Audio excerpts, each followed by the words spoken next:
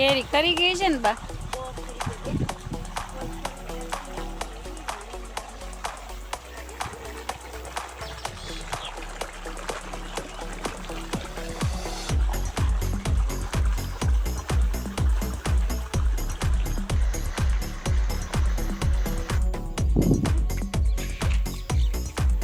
ચાલો જઈએ આપણે બીજી વાડી જોવા માટે.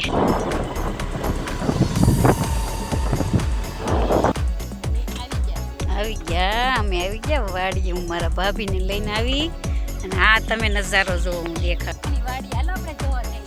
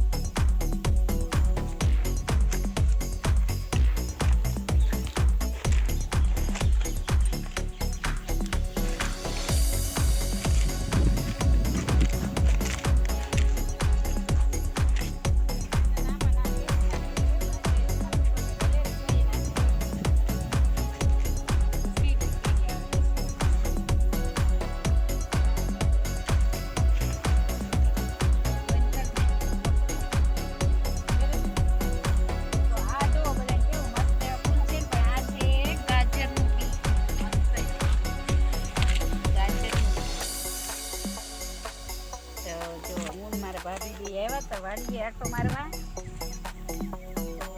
ગાજરનું બી છે, આ બાજુ લસણ પણ છે.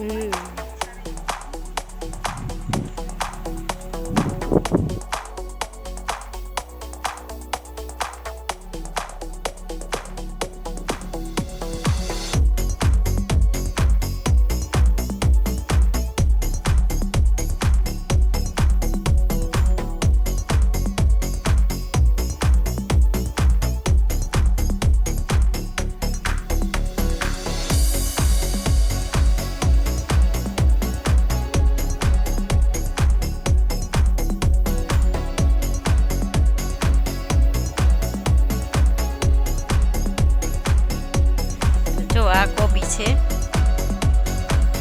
અહીંયા લસણ છે, ટમેટા ને એવું બધું અમે હમણાં વીણી ગયા. તો ટમેટા પણ છે. એ હા ચાવી ભૂલી ગયા. આ લસણ છે પછી અમારા બાને આ બધું લસણ છે ને. હવે આ વરસાદની આગાહી છે પછી લસણના કેટલા કેરા છે જો જે અહીંથી આમ સુધી છે. કંઈક નજારો છે ભર ઉનાળામાં. આવું જો અમારા ભાભી જો ગાડીની ચાવી લેવા ગયા હતા.